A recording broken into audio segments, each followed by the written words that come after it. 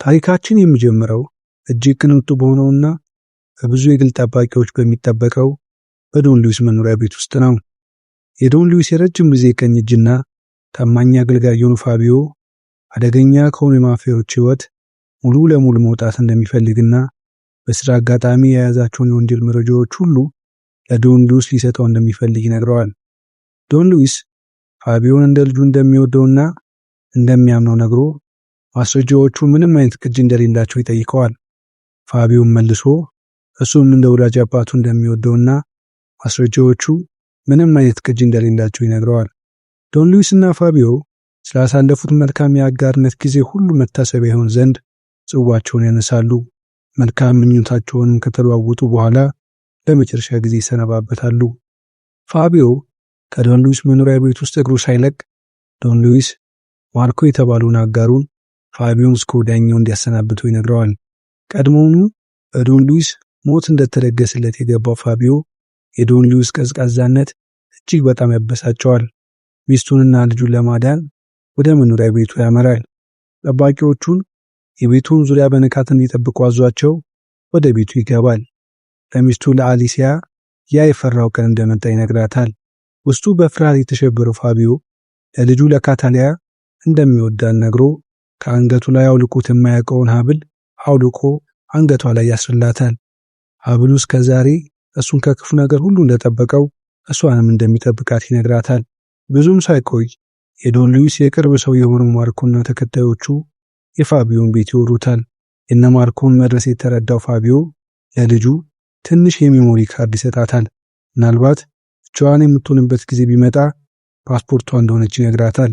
የአሜሪካን ኤምባሲ እንደደረሰች በሩ ላይ ለምታገኘው ሰው እንድታሳየው ነግሮ ቁራጭ ወረቀት የደረት ኪሷ ውስጥ ያስቀምጥላታል። አሜሪካ የሚኖረውን የእናቷን ወንድም አድራሻ ጽፎ ከሰጣት በኋላ ለመጨረሻ ጊዜ ያቅፋታል። ከውጭ ላይ የዶን ሉዊስ ጠባቂዎች ፋቢዮን እንደሚፈልጉት ለፋቢዮ ጥበቆች ነግሯቸዋል። ጥበቃዎቹም ፋቢዮ ቤት ውስጥ እንደሌለ ይነግሯቸዋል። ይህ ያልተዋጠላቸው የዶን ሉዊስ ሰዎች ለዶን ሉዊስ ደውለው ሁኔታውን ያስረዱታል። ዶን ሉዊስም እርምጃ እንዲወስዱባቸው ቀጠን ያለ ትዕዛዝ ያስተላልፍላቸዋል። በትዕዛዙ መሰረት የዶን ሉዊስ ሰዎች የፋቢዮን የግል ጠባቂዎች እንደ ቆሎ ያረግፏቸዋል። የጥይት ሩምታ የሰሙት ፋቢዮና አሊሲያ የልጃቸውን ሕይወት ለመታደግ መሳሪያ ይዘው ይወጣሉ። ብዙም ሳይቆይ ማርኮና ሰዎቹ ካታሊያ ወዳለችበት ክፍል ዘልቀው ይገባሉ። ማርኮ በተኩሱ ተደናግጣ ከተቀመጠችበት ወዳልተነሳችው ካታሊያ ይሄዳል። ማርኮ እንደሚባል እናም የአባቷ መልካም ጓደኛ እንደሆነ ይነግራታል። ቤተሰቦቿ ላይ የደረሰው ነገር ሁሉ የዶን ሉዊስ የሆነን ነገር ሰርቀው ሊሸሹ ሲሉ እንደሆነ ምናልባትም ዶን ሉዊስ የሚፈልጋትን ትንሿን የሚሞሪ ካርድ እሷ ከያዘቻትና ከሰጠችው ዶን ሉዊስ እንደሚደሰት ይነግራታል። ሚሞሪ ካርዷ እንድትሰጠውም እጁን ይዘረጋላታል። አይኖቿ የበቀል እንባ ያቀረሩት ካታሊያ ደብቃ በያዘችው ስለት የማርኮን እጅ ከጠረጴዛው ጋር ትሰፋዋለች። ከዛም በመስኮት ዘላ ታመልጠዋለች። ቺካጎ በአንድ አነስተኛ መጋዘን ውስጥ ኤሚሊዮ የሚባል አንድ የወንጀል ቡድን መሪ የተለመደ ስራውን ያከናውናል። የእሱ የቅርብ ሰው ወደ እሱ ተጠግቶ ሰው እንደሚፈልገው ስሟም ካታሊያ እንደሚባል ይነግረዋል። ኤሚሊዮ ከእህቱ ጋር አብራ ሞታለች ብሎ ያሰባትን የእህቱን ልጅ ስላየ በጣም ይደሰታል። ኤሚሊዮና ካታሊያም ተቃቅፈው ይላቀሳሉ። አንድ ቀን ካታሊያና ኤሚሊዮ ቁርስ እየበሉ ሳለ የምትተኛበት ክፍል የማን እንደሆነ ትጠይቀዋለች። የልጁ እንደነበረና ልጁን በሰዎች እንደተገደለ ይነግራታል። የበቀል እሳት በውስጧ የሚንቀለቀለው ካታሊያ ስታድግ ሰው ገዳይ መሆን እንደምትፈልግ እናም አጎቷ ይረዳት ይችል እንደሆነ ትጠይቀዋለች። ኤሚሊዮም እንደሚረዳት ቃል ይገባላታል። በመቀጠል ታሪካችን ከ15 ዓመት በኋላ ካሊፎርኒያ ይወስደናል። የኤፍቢአይ ሰዎች በ4 ዓመት ውስጥ ደረታቸው ላይ ተመሳሳይ አይነት ምስል እየተሳለ ስለተገደሉ ከ20 በላይ የወንጀል ቡድን አባሎች ምርመራውን አጠናክሮ ቀጥሏል።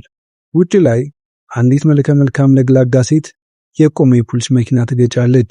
ፖሊሶችም አስረው ወደ ፖሊስ ጣቢያ ወስዷታል።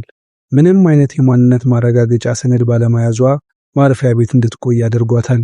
የዛኑ ቀን ምሽት የወንጀል ቡድን መሪ የሆነ አንድ ግለሰብ ወደ ወህኒ ቤት እስኪወርድ ድረስ ጣቢያው ውስጥ እንዲያድር ያደርጋሉ።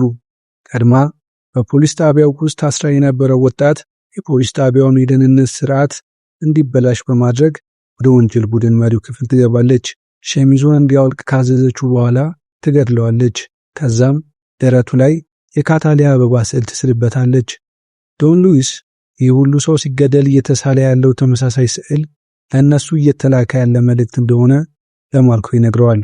ካታሊያ ከዚህ አመፀኛ ዓለም ውጪ መደበኛ ኑሮ ለመምራት ትሞክራለች። ዳኒ የተባለ የፍቅር አጋር ያላት ሲሆን እሱም የሚያውቃት ጄኒፈር በሚባል መጠሪያ ነው። ትክክለኛ ማንነቷን ካወቀ አደጋ ላይ ይወድቃ ብላ ስለምታስብ ከስሟ ጀምሮ ስለ እሷ የሚያውቀው ነገር ሁሉ ሐሰት ነው። ካታሊያ ወደ ቀጣዩ ግዳዩዋ ቤት ሻርኮች ባሉበት እጅግ አስፈሪ በሆነው የመዋኛ ገንዳ በኩል ትገባለች። የወንጀል ቡድኑ መሪ ዙሪያውን ከከበቡት እንስቶች መሃል ደረቱ ላይ ካታሊያ አበባ ተስሎበት ከእንቅልፉ ይነቃል። እየሆነ ያለው ነገር ግራ ስላጋባው ከመኝታ ክፍሉ በዝግታ ወጥቶ ሁሉንም ነገር ለማጣራት ይሞክራል። በክፍሎቹ መተላለፊያ ኮሪደር በኩል ሲያልፍ የግል ጠባቂዎቹ አንድ በአንድ ወለሉ ላይ ተጋድመው ያገኛቸዋል። ራሱን ለማዳን መሳሪያ አንስቶ ቤቱን መቃኘት ይጀምራል። ከፊት ለፊቱ ያለው የሻርኮች ገንዳ ላይ ውቧ የካታሊያ አበባ ተቀምጣ ይመለከታል። አበባዋን አንስቶ መዓዛዋን ያሸተዋል። ይህን ሁሉ ሲያደርግ ስትከታተለው የነበረችው ካታሊያ በዝግታ ወደ እሷ እንዲዞር ታዘዋለች። በትዕዛዟ መሰረት በእርጋታ ከዞረ በኋላ ማን እንደሆነች ይጠይቃታል። ማንነቷ ለሱ ምንም እንደማያደርግለት ስትነግረው ሊገላት የሽጉጡን ቃታ ይስባል። ነገር ግን ሽጉጦቹ ቀላል እንደሌላቸው ያስተውላል። ከእሱ ምን እንደምትፈልግም ይጠይቃታል። አሁን የቆመበት ቦታ ላይ እንዲሆን ስትጠብቅ እንደነበረ ነግራ እግሩን በጥይት ትመታዋለች። በሲቃ ውስጥ ሆኖ እንዳትገለው ይለምናታል። እሷም በእሷ እጅ እንደማይሞት ነግራ ሻርኮቹ ወዳሉበት ገንዳ እንዲገባ ታደርገዋለች። የደም ሽታ የሚያሰክራቸው ራሱ እየቀለበ ያሳደጋቸው ሻርኮች ይገድሉታል። ካታሊያ ሁሌም ጎደሎነት ሲሰማት ወደምትሸሽበት ፍቅረኛዋ ቤት ትሄዳለች። ፍቅረኛዋ ዳኒ ስለ እሷ ምንም ነገር አለማወቁን እንደሚያሳስበው ነግሮ ቢያንስ ስለ እሷ አንዳንድ ነገር እንድትነግረው ይጠይቃታል። ካታሊያም ምንም የሚነገር እንደሌላት አንዳንዴ የብቸኝነት ስሜት ከውስጧ እንደሚመላለስ ትነግረዋለች። በማግስቱ የፍቅረኛው ብቸኛ ማስታወሻ የሆነው ዘንድ በተኛችበት ፎቶ ያነሳታል። ዳኒ እንደ ቀልድ ያነሳት ፎቶ የኤፍቢአይ ቢሮ ሳይታሰብ ያገኘዋል። የኤፍቢአይ ሰዎችም ፎቶ ላይ ያለችው ሴት ምስል ዳታቤዛቸው ውስጥ ካሉ ሰዎች መካከል ያገኙታል። ካታሊያ አያቷንና አጎቷን ለማየት ወደ ቤተሰቦቿ ቤት ትሄዳለች። በዛም እንግዳ ነገር ታያለች። ወደ ቤቱ የላይኛው ክፍል ስታመራ አያቷና አጎቷ በአሰቃቂ ሁኔታ ተገድለው ታገኛቸዋለች። በዚህ ምድር ላይ ይቀሯት የነበሩትን ብቸኛ የሥጋ ዘመዶቿን በዶን ሉዊስ አማካኝነት በድጋሚ ታጣቸዋለች። አንድ ቀን ምሽት ካታሊያን ኬዝ የያዘው የኤፍቢአይ መርማሪ ፖሊስ ወደ መኖሪያ ቤቱ ያመራል። ቤቱ ውስጥ እንደገባ ካታሊያ እጅ ላይ እንደወደቀ ይረዳል። ካታሊያ መርማሪ ፖሊሱ የምትፈልገውን ሰው እንድታገኝ እንዲረዳት ትጠይቀዋለች። መርማሪ ፖሊሱ ወንጀለኛን መተባበር እንደማይችል ይነግራታል።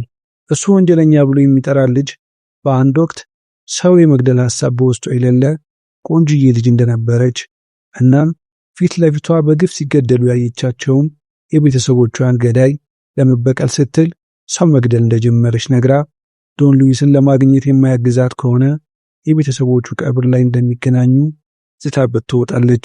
በመርማሪ ፖሊሱ እርዳታ የነ ዶን ሉዊስን አድራሻ ያወቀችው ካታሊያ ለመጨረሻ ግዳጇ ራሷን አዘጋጅታ ወደ እነ ዶን ሉዊስ ታመራለች። ካታሊያ የት እንዳሉ እንዳወቀች የተረዱት ዶን ሉዊስና ማርኮ እሷን ወጥመዳቸው ውስጥ አስገብቶ ለመግደል እቅድ እያወጡ ሳለ ቤታቸው በባዙቃ ይጋያል። እቅድ ለማውጣት እንደዘገኙ የገባው ማርኮ ዶን ሉዊስን ቤት ውስጥ ወደሚገኘው ድብቅ ክፍል አስገብቶ የነሱን ድምፅ ካልሰማ በስተቀረ እንዳይወጣ ይነግረዋል። ካታሊያን ለመጨረሻ ጊዜ ለማስወገድ በባዙቃ ወደ ጋየው ክፍል ሰዎቹን አስከትሎ ይመለሳል። የበቀል ጥመኛዋ ካታሊያ የማርኮን ሰዎች አንድ በአንድ ወለሉ ላይ ታራግፋቸዋለች። በዙሪያው ያሉ ሰዎች ሁሉ እንዳለቁ የተረዳው ማርኮ ወደ ቤቱ መጸዳጃ ክፍል ያመራል። በዚያም ሽጉጡ ምንም ቀላ እንደሌለውና ብቻውን እንደቀረ ይረዳል። ካታሊያ የቤተሰቦቿ ገዳይ ከሆኑት ሁለት ዋነኛ ሰዎች መካከል አንዱ ጋር ትጋፈጣለች።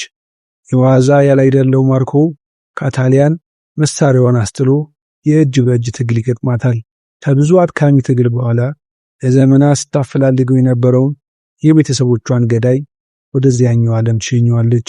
ከነማርኮ ምንም ድምፅ ያልሰማው ዶን ሉዊስ ከተደበቀበት ክፍል ወጥቶ ጋራጅ ውስጥ ባገኘው አንድ መኪና መኖሪያ ቤቱን ጥሎ ይሸሻል። የተወሰነ ርቀት ከተጓዘ በኋላ በማርኮ ስልክ ይደወልለታል። ስልኩን አንስቶ ማርኮ መሆኑን ለማረጋገጥ ይሞክራል። ነገር ግን ስልኩን የያዘችው ካታሊያ እንደሆነችና ማርኮ እንደሞተ ትነግረዋለች። አሁን እሱ ያለበት ቦታ በእርግጥም እሷ እንዲገኝ የምትፈልግበት ቦታ እንደሆነ ትነግረዋለች። በዚህ የተደናገጠው ዶን ሉዊስ የመኪናውን ጀርባ ሲመለከት ከሁለት ትልልቅ ውሾች ጋር ይጋፈጣል። ካታሊያም ውሾቹም ዶን ሉዊስን እንዲበሉት ታዛቸዋለች። ውሾቹም ዶን ሉዊስን ይገሉታል።